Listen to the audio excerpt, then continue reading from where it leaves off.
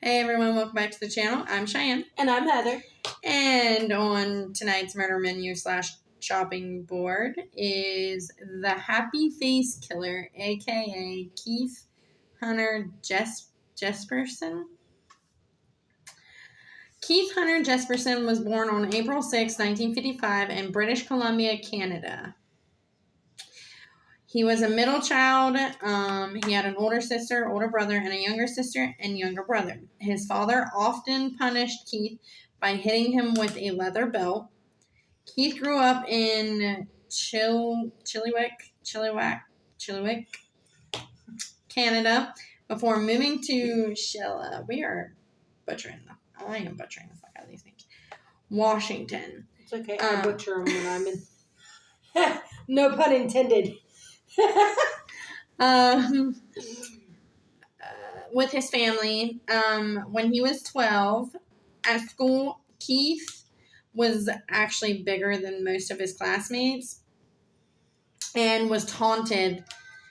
They would call him names like Monster Man, Igor.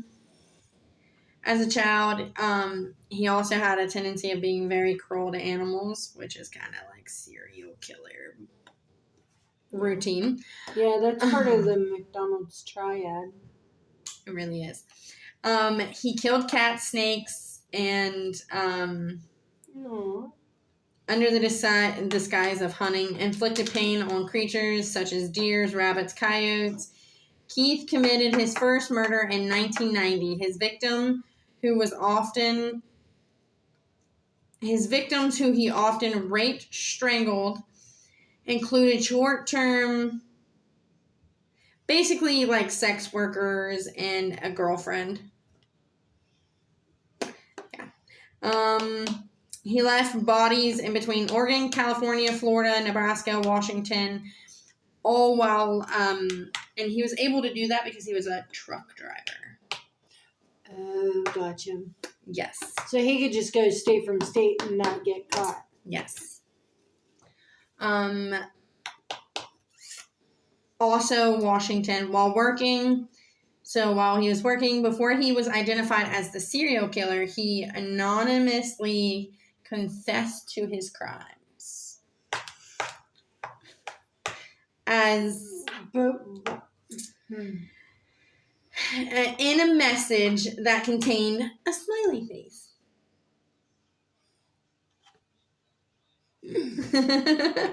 His murder is always, which gave him the name, the Happy Face Killer. In addition to his murders, Keith's criminal history included animal cruelty, arson, sexual assault. He had a relationship with his final victim. So his final victim was his girlfriend. Oh, wow. Yes. What did he do? Just like snap or? I'm going to get to it. Gotcha. Okay. He had a relationship with his final victim and became a suspect after her body was discovered in March of 1995. He confessed to killing her and subsequently admitted. So he admitted to 7 other murders. Keith's first victim was 23-year-old Tawana Bennett, which was killed in January of 21st, 1990. She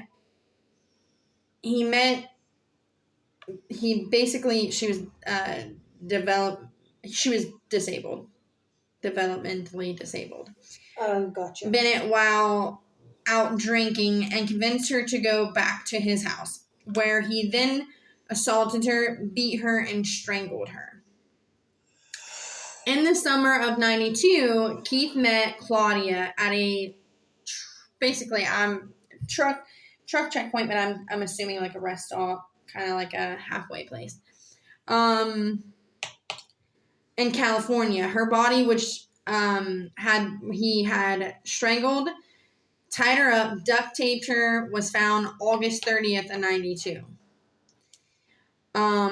Her identity. Okay, so she was found in 92. Keith then murdered another woman in August of 92, so he wasted no time. Right. at all. 92, at a Turlock, California truck stop. The victim had been identified as Cynthia Lynn Rose Wilcox. However, Keith would later say he actually killed the other woman and did not recognize Wilcox's photo. So he recognized her, but didn't know. So he recognized her, but didn't recognize her. Yeah, he facial recognized, but not name recognized. Remains were found in Merced County, California on June 3rd, 1990. Which belonged to one of Keith's victims. He said he said she was called Cindy. They met at a truck stop in Corning, California. But her real name remains a mystery. So her real identity... Nobody could identify her? So, yeah. Basically, what it's sounding like is what we call law lizards. That was going to be my next question. Is that what they were? I'm assuming, because when we get to sex workers, a lot of the sex workers that frequent truck stops are called law lizards. Right. In September 94, the body of a woman was found in Florida. Her actual identity is unknown, but they call her Susanna. Which Keith later had stated that might have been her name. And was confirmed to be one of his victims because he knew about the tie wraps found around her throat, so that he used to strangle her. Soon after, Angela Suberson ran into Keith at a bar in Spokane, Washington. Oh, we just did Spokane, Washington. Mm-hmm. Them motherfuckers sure do flock together. They really do.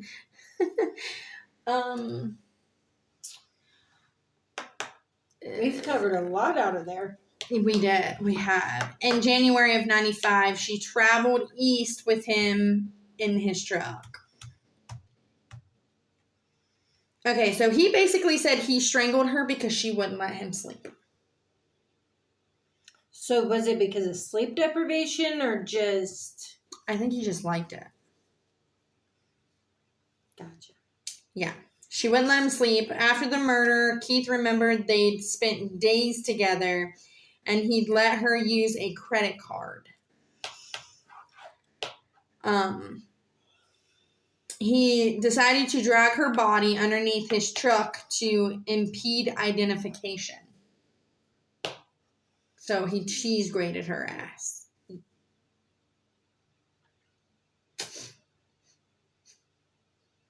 That was a little insensitive. Mm-hmm. My bad. He left her remains in Nebraska through sub prison, was likely killed in Wyoming. Okay, so Keith's last victim, which was his girlfriend, Julia Wimmingham, which had been identified as his girlfriend, was killed in Washington State, March 10th, 1995. Hey, Kenny's birthday. Well, not the year, anyways. Yeah. Kenny would have been a couple years old. And her body was discovered the next day. So Keith has said that he took 166 lives. Being a trucker, though, that's not surprising. Right, because he could just dump them and go. And here's the thing. There's been several serial killer cases where they've had a lot of identified bodies, and a lot of serial killers claim those bodies, especially along highways. Mm-hmm. Like the highway killer. Yeah. There's actually a highway killer in Ohio that's never been caught. So, a lot of the victims could not have been linked to, there's just so many. So, unless he knew, when he killed them, the exact day, age, roughly, what they looked like, there was just no way really pinpointing 166 lives. Plus, that's a lot of killing. It really is. At that point, you had to have been really bloodthirsty. He would have had to have been killing practically every time he was on the road. But, so basically only the 8 that they could attach him to. In April of 1990, he sexually assaulted a woman this woman managed to escape. Keith, after he killed his fifth victim in 93, he managed to basically cut off the urge for murder. So, like, he was able to suppress that appetite that he had, which is very hard for somebody who's basically going and killing consistently to be like, oh, I gotta stop. I don't think he actually stopped. I think he just was more careful, cautious, especially if he actually took 166 lives. Yeah, because after a while, it would just become a habit. Yeah. He said for more than a year, he was able to subside it, but to do that, he committed arson while on the road. So petty crime. Well, not petty crime, but lower level crimes than murder. Right. So basically, setting shit on fire excited him and got him off with Wes. Which is another part of the... Yeah. Exactly. Which, following the discovery of Bennett's body in January 1990, Loran Pavlovic lied to police and said that she aided her boyfriend John into committing the crime. So she pinned that crime on her boyfriend. Probably pissed off at him, and she made a false statement because she wanted to escape so she wanted to get away from the abusive relationship that she was in. Right. She later recanted her confession, but in 1991, a jury still found her guilty. So she pled guilty to avoid the death penalty, which I don't understand why she would get the death penalty, but... Oh, because she killed him. Never mind. I got it. Yeah. These convictions meant Keith was unlikely to ever face charges for his crimes. However, a part of him, from what I read, wanted to claim... Because, a serial killer is kind of territorial, and they don't want a copycat taking their credit. Which you wouldn't think serial killers would be territorial, because you'd be like, oh, this guy wants to take credit for it, that gets me off that. No, the bitches are like, I did that, motherfucker. Well, to them, it's kind of... Art? I always think of it as kind of like that's their work of art. I mean, in a way, it's a sick work of art, but... Yeah, they don't want somebody claiming their work. So apparently, he wrote about murdering Bennett in a bus terminal bathroom. The message allegedly was signed with a smiley face. So, I mean, that would kind of fit his MO. Any police officer that was watching his stuff. He would go on to share details of the crime in other restroom stalls. Later on, Keith also sent anonymous letters to the Oregon newspaper about what he had become, basically claiming multiple murders with smiley faces. Again, served as his signature, which he would send to a journalist, and they dubbed him the Happy Face Killer. I mean, I just couldn't imagine, hey, I did this, essayed this person, XOXO, smiley face. Yeah. I mean, I guess in a way it's kind of creepy. Like the smiley face would be kind of. Yeah, that is true. Because it's kind of like a symbol of, I don't care. Right. And after Keith was in custody, he provided the location, which led police to Bennett's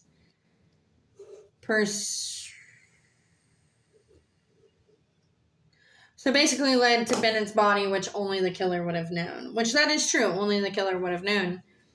Or at least somebody affiliated with the killer would know. Right. Authorities were able to believe they had convicted. Authorities had enough evidence to believe they convicted the wrong person. The wrong people. Which then that girl and her boyfriend was released from prison in November of 95.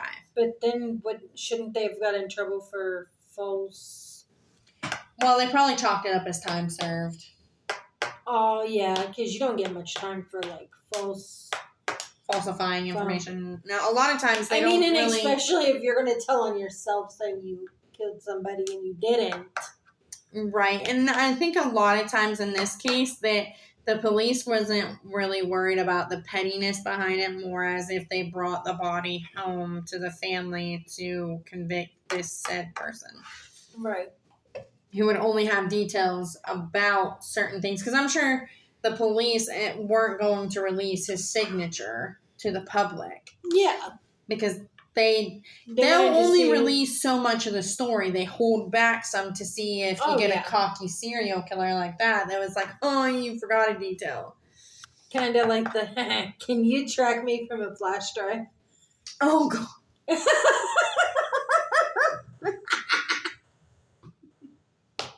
The floppy disk. Yes. The floppy disk. Y'all should go check that episode out. Oh, gosh. Okay, 95. Keith became the main suspect after Winningham's body was found, since he was known to be her boyfriend. Keith attempted suicide, but ended up confessing to Winningham's murder. How the fuck are you gonna be happy? Claim that you took 166 lives, and then be like, oh, I want to kill myself now. Yeah. Which is, you know what I never really understood about a serial killer, though? When they go to prison, you got free game. Literally, you are exposed. It's fine. Literally, you are exposed to, like, hundreds of prey. Yeah, they're probably the opposite sex, but you literally have for the picking. Right. You know, they get in prison, they're like, oh, I'm going to kill myself. Well, yeah, probably because they're getting their asses beat and reamed in there. I never thought of it that way. I mean, I really never thought of it that way. Just because you're a serial killer doesn't mean you're strong and tough. No, a lot of times they pick on the weak. And that's what this guy did. He took advantage of, one, being a truck driver, two, being he was bigger in size. And plus, he only picked on women trying to make a living. I mean, it's not really honest work, but it's kind of honest work. Hey, everybody's got to hustle. Everybody's got to hustle somehow. I'm okay with prostitution. They're just easy targets for people like that. If you're pretty enough to sell your kitty cat, then... Baby, you ain't even got to be pretty. You just got to be willing and cheap. I mean, nowadays it's a lot easier to sell your kitty cat. There's a lot of different websites, and you ain't even got to touch nobody. So... Yeah, that is safer. So... All right. A lot better now than it was back then. He attempted suicide but ended up confessing. Before his arrest, he also wrote a letter to his brother that allegedly admitted, I am sorry that I turned out this way. I have been a killer for 5 years and I have killed 8 people. His brother gave this letter to law enforcement. While in custody, Kevin shared details of his 8 murders. So now they could do a handwriting analysis and... At this point, he's fucked. because he's wrote to news articles. He's wrote to his brother. All they have to do is say, "Hey, write X, Y, and Z down," and then take it. Draw back the smiley face. Right. But here's the thing with me: I can't write the same way twice. But see, it's the writing indentation. It's how hard you. Well, and not only that, everybody has there's a certain letter that you write the same way every time, and you don't even realize it. If I had to guess what letter I write the same way every time, it'd probably be my Y's. Mine is an H. I do my H's a certain way. Because, I always... See, my H, every single time. But you are not going to get that to write like that. There. There it is. Right. My H, every single time. Oh, you do a loop. It has that loop every single time. See, mine's... If I had to say, it would be my Y. Because I wrote that like that. But then I'll write. Yeah. So everybody has a certain letter or number that a certain characteristic that they use every single time. Yeah. So at this point he was not. And it could even be as simple as making, at the bottom of your Y, making it darker than the rest of it. Right. It's like a character certain characteristics like that. He received multiple life sentences for several of these crimes, but was spared the death penalty, which kind of pissed me off because I don't understand why he would be spared the death penalty. And because you signed your signature with a happy face like there was no remorse. Right. He showed zero remorse. Keith resides in Oregon State Penitentiary, where he spends much of his time making art. Pieces of his art have now been seen on murderabilia sites. So, he sends his art out, people sign, and then people pay for that shit. Yeah, but the thing is, he doesn't get to keep the money.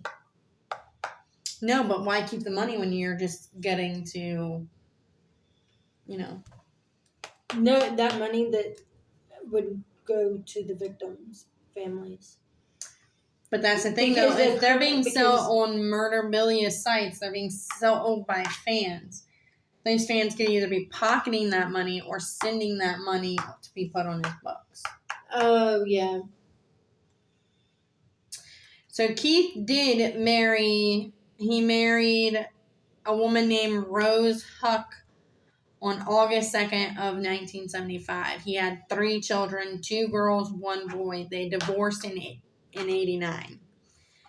But his older daughter allegedly had said she had witnessed acts of animal cruelty, including Keith killing kittens. So this one wasn't long, but it was basically your basic... It was different. There wasn't really necrophiliac cannibalism. It was just a guy being a douchebag. It was